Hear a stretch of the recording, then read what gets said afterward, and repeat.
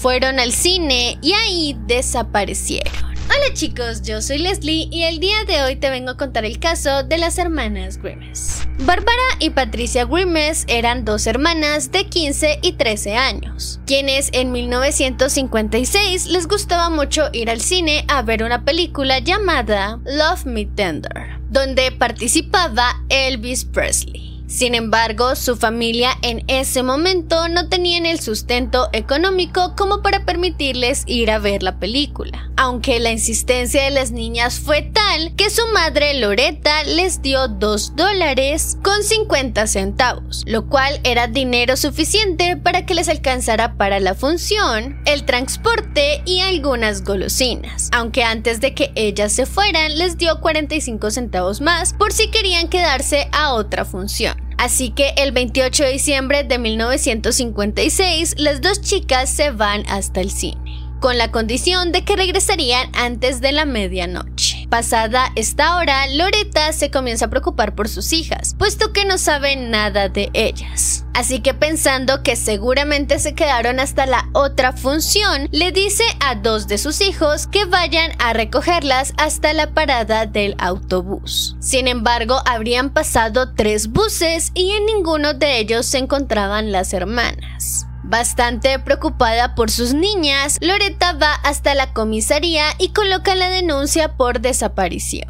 Y aunque bien algunos de los policías suponieron que al ser adolescentes se pudieron haber ido con cualquier amigo o incluso escapado de la casa, comenzaron igual a hacer toda una búsqueda para dar con ellas. Inclusive algunos de estos patrulleros hacían el recorrido de la casa hasta el cine y de regreso. Sin embargo, en ningún momento las encontraron.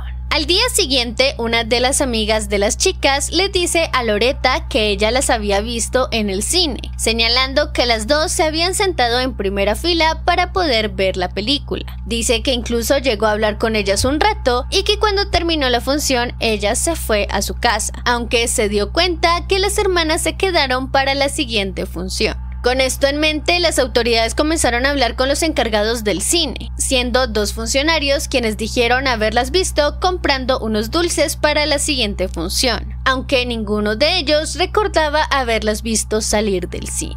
Durante toda una semana, las autoridades hicieron todo lo que estuviera en sus manos para poder encontrar a las niñas, pero al final esto fue casi que imposible.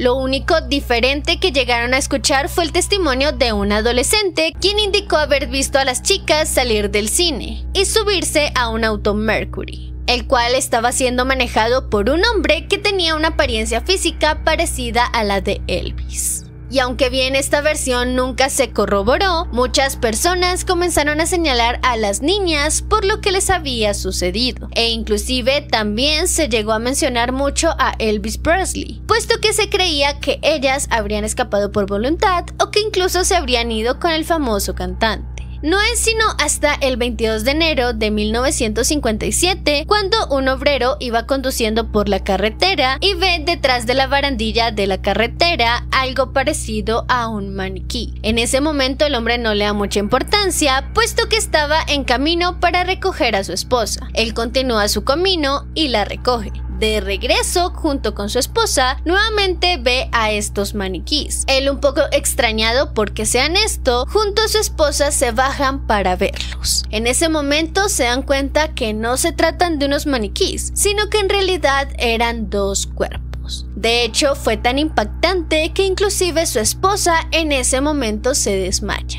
Los 2 cuerpos estaban totalmente desnudos y congelados, y en tan solo cuestión de minutos, el padre de las chicas aceptó que eran ellas. Bárbara estaba tendida sobre el lado izquierdo, con las piernas ligeramente dobladas hacia el torso, mientras que Patricia estaba boca arriba, con el cuerpo encima de la cabeza de su hermana. Los 2 cuerpos fueron levantados y en ese momento tanto las autoridades como 160 personas comenzaron a ayudar a buscar cualquier evidencia que estuviera cerca del sitio, lo que de cierta manera pudo entorpecer la investigación. Mientras esto sucedía, en la autopsia algunos médicos forenses comenzaron a tener conflictos con los veredictos, puesto que no se colocaban de acuerdo referente a la fecha o la causa de su muerte.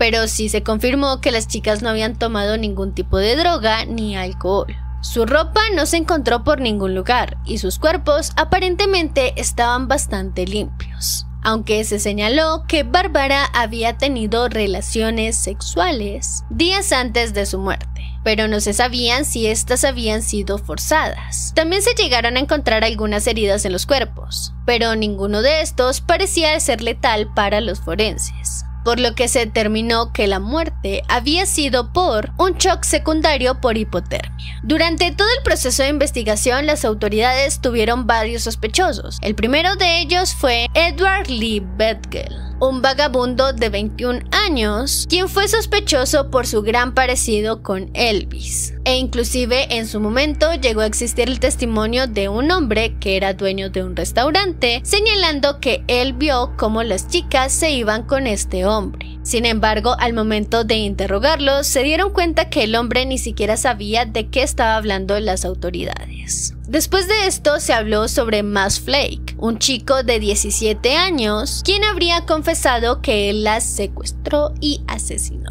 Aunque en el momento que se sometió al detector de mentiras, se dieron cuenta que nada de lo que decía era verdad. El tercer sospechoso fue Silas Hayne, y realmente él fue sospechoso porque era el dueño de una gran propiedad, donde anteriormente 2 niños habían sido encontrados sin vida en este lugar, aunque al final se determinó que él no tenía nada que ver ni con el caso de los niños ni con las hermanas. Después de 5 meses, Loretta recibe una llamada misteriosa de un hombre que se jacta de ser el asesino de sus hijas, diciéndoles: yo las secuestré, las desnudé y las maté. Hice algo de tus hijas que nadie más sabe, ni siquiera la policía. Los dedos de la menor estaban cruzados en los pies. Después escucha la carcajada del hombre y cuelga. Lo que había dicho el hombre era verdad, y esta información nunca se divulgó a nadie. Sin embargo, para este tiempo, las autoridades no podían localizar nada sobre la llamada, así que esto fue lo último que se supo del caso. En el 2013, un policía retirado quiso hacer una investigación propia sobre el caso, donde señaló que el asesino de las hermanas era Charles Leroy Melkis, un hombre que en septiembre de 1958 fue condenado por el asesinato de una joven de 15 años, la cual se llamaba Bonnie Scott.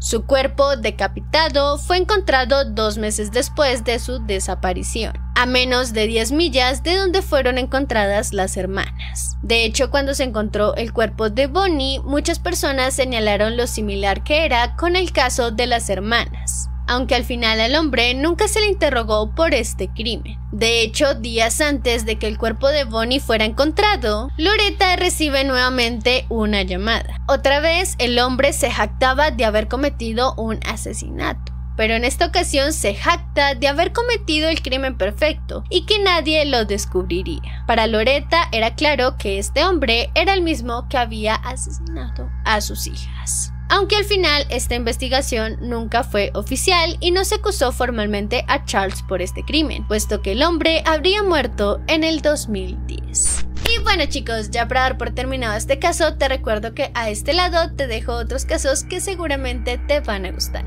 Sin nada más que decir, nos vemos en el siguiente.